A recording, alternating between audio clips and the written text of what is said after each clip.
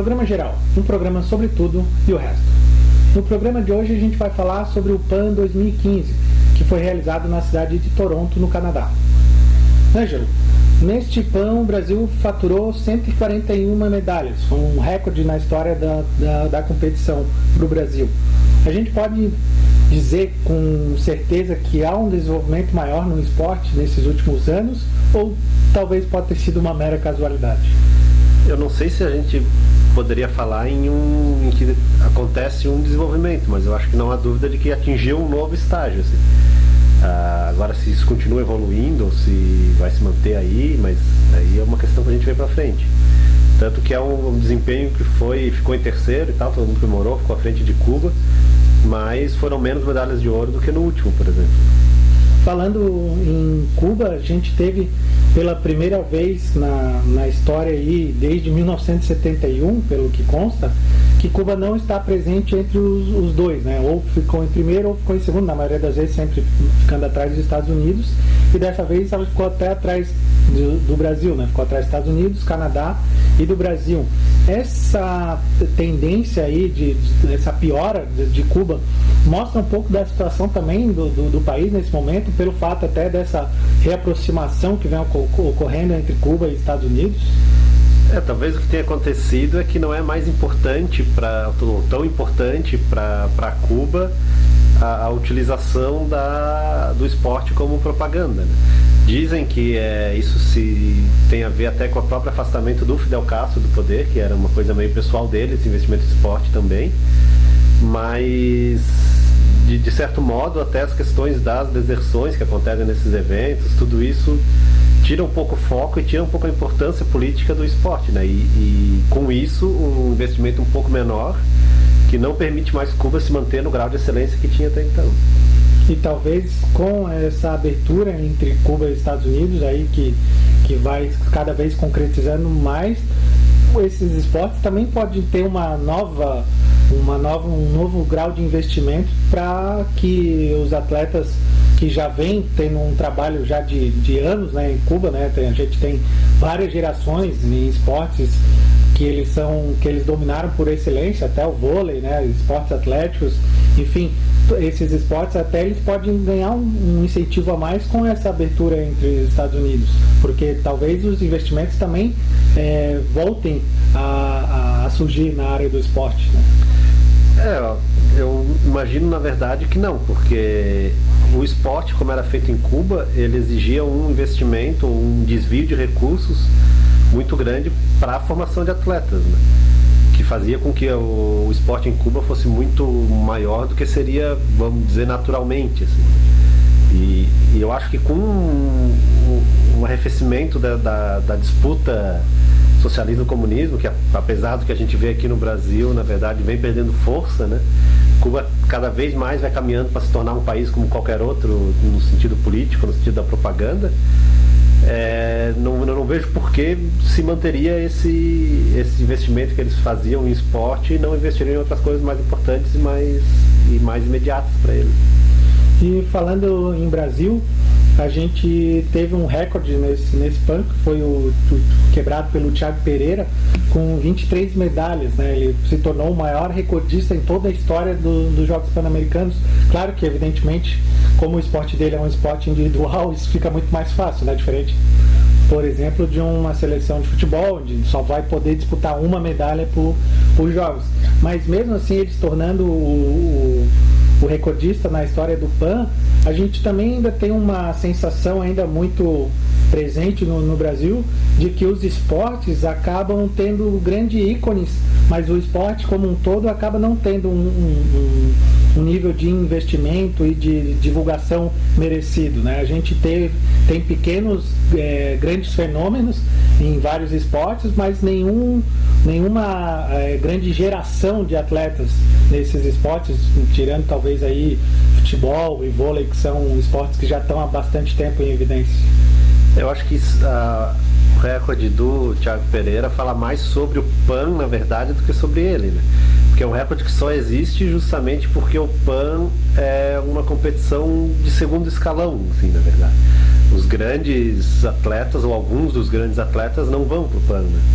Ele não precisa precisa no PAN competir com o Michael Phelps da vida. Assim. Então, isso permite, ele é bom o suficiente para ganhar o PAN, mas não é um atleta de nível tão alto a ponto de não disputar o PAN, né? Então acho que ele fica nesse meio termo e aí que traz as medalhas para ele, né? Apesar disso de nenhuma maneira tirar os méritos que ele teve que ter para conseguir que conseguiu. Só que eu acho que aí a questão no Brasil, aí pensando no esporte da maneira mais ampla, é que tu tem que ter algum incentivo para que um número muito grande de pessoas pratiquem o esporte, para daí tu tirar a gente de alto rendimento, para daí tu ter um desempenho que tu espera nesses eventos. Então eu acho que sim, talvez o problema do Brasil na formação de atletas e no encarar o esporte de alto rendimento seja esse, é que tu depende de que surja aleatoriamente ou do nada, ou por processos únicos, alguém com talento suficiente para superar aquela inércia inicial, né? E a gente tem que lembrar também que alguns países, né, ou principalmente os países que têm maior representação nesses esportes, eles também estão se preparando para Olimpíadas no ano que vem, que vai ser realizada no Rio, e eles também não veem o PAN como uma preparação muito importante para isso. Eles preferem mais se preparar, até treinando mais efetivamente, inclusive até o próprio Brasil, né? Levou em alguns casos, como por exemplo o vôlei, seleções que não são as principais para treinar, para disputar o PAN, se preservando justamente para disputar as Olimpíadas, que é o máximo da consagração do atleta, né? Talvez tirando futebol, que tem a Copa do Mundo, mas em princípio sempre a consagração individual e coletiva dos esportes se dá pelas Olimpíadas, né? Então acho que essa preparação que se tem para as Olimpíadas meio que também prejudica diretamente o PAN por causa disso, de não ser valorizado como deveria com os principais atletas, inclusive os Estados Unidos, que obviamente quase sempre está em primeiro lugar, também não levar os seus atletas, né? Sendo que ele é que domina a maioria dos esportes no mundo, né? Acho que isso tem a ver justamente com a questão, né? Que o PAN não é, para a maioria, ou para os grandes esportes que tem os campeonatos mundiais, que tem destaque nas Olimpíadas, não é uma competição de primeiro nível, assim, né? A própria questão, um cara tipo César Cielo, por exemplo, não foi pro PAN, porque agora a gente já começou, inclusive, já está tendo o Mundial de Esportes Aquáticos, que é considerado mais importante que o PAN. Então ele, como não podia, era muito em cima uma da outra, ele abriu mão do PAN para participar desse campeonato mundial. Então, para muitos esportes, assim, para outros, o PAN realmente tem importância, né? Eu acho que o que tem que pensar, principalmente na atuação do Brasil, é que esse novo alcance do esporte que o Brasil tem conseguido ou tem se dirigido, tem a ver com um projeto que inclui a realização da Copa do Mundo, que inclui a realização das Olimpíadas, e que o PAN tem características próprias, né? Por exemplo, se for considerar apenas os esportes que são olímpicos realmente, porque tem esporte que está no PAN que não está nas Olimpíadas, Cuba fica à frente do Brasil, justamente porque Cuba já está há muitos anos direcionando quase que totalmente para as Olimpíadas, né? Já por causa de lá funcionar como propaganda. Um fato curioso que aconteceu também nesse PAN, principalmente com os atletas brasileiros, foi a continência que muitos deles fizeram quando receberam a medalha de ouro, né, na maioria das oportunidades. E o gesto, né, fazer a continência acabou soando como um gesto político numa competição que seria mais voltada ao esporte, né? Misturou um pouco as coisas. Como é que tu analisa um pouco a repercussão disso?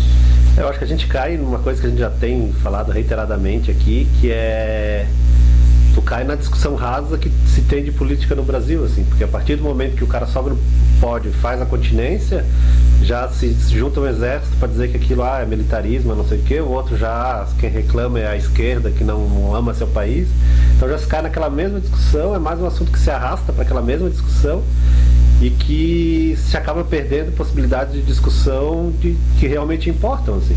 Por exemplo, eles fazem a continência porque são atletas militares, né? São militares e estão dentro de um processo que que o Exército, a Aeronáutica e a Marinha têm desenvolvido, que em última análise é trapacear nos Jogos Mundiais Militares, né? Que em vez de pegar militares que praticam esportes, é pegar esportistas e transformar em militar. Vai lá dar um curso de um mês lá, ele começa a ganhar o salário. Praticamente invertendo a lógica, né? E desvirtuando o que era para ser, uma coisa que outros países fazem também, né? A França, a Itália principalmente, que são potências em jogos militares, fazem isso. Mas é legal, de alguns momentos é mal visto, mas em última análise é trapacear. Só que por outro lado também é uma maneira do governo investir dinheiro no esporte de alto rendimento, né? Esses caras estão treinando realmente, tem um programa interessante, amplo, que vai formar atletas, né? Então, apesar da origem meio torta, eu acho até que é uma coisa interessante. E para finalizar, a gente também vê sempre o PAN como uma antecipação das Olimpíadas, apesar de, obviamente, não ter a participação dos países europeus, né, já que o PAN é americano, né, como o próprio nome diz. A gente tem uma boa visualização do que o esporte pode oferecer, principalmente falando do Brasil, né, já que as Olimpíadas do ano que vem vai ser uma Olimpíada pela primeira vez realizada em solo brasileiro. Isso também valorizou um pouco a nossa participação lá, mesmo que a gente tenha conseguido o mesmo número de medalhas que o PAN passado e até com menos ouros do que o PAN passado, meio que valoriza também, né, essa participação brasileira e obviamente eu acho que o maior destaque disso é a posição que o Brasil ficou em terceiro lugar, né? Então a gente pode aí na tua avaliação ter uma perspectiva boa para a participação brasileira nas Olimpíadas do ano que vem? Eu imagino que sim, assim, apesar de ter essa questão, né, o handebol talvez seja o grande exemplo, que o Brasil não perde um jogo de handebol feminino no PAN desde 95, se não me engano, mas há muitas edições, domina totalmente e só muito recentemente conseguiu algum destaque no cenário internacional, assim, porque tem Dinamarca, os países da ex-Yugoslávia, então tem uma série de países que são ainda melhores. Muitos dos esportes do PAN tem esse problema, né? Quem realmente disputa aqueles esportes não está na América, então não participa, é muito fácil ganhar aqui e está muito longe de ganhar fora. Mas eu imagino que mostre que as políticas que estão se desenvolvendo de alto rendimento estão dando algum resultado. Então sim, imagino que dê. Não sei se tão bem quanto está se planejando, que seria que a grande meta é ficar entre os 10 primeiros no quadro de medalha, mas eu imagino que sim, que se evolua em relação às outras Olimpíadas. E nós ficamos por aqui e voltamos na próxima semana com mais um programa geral. Até lá.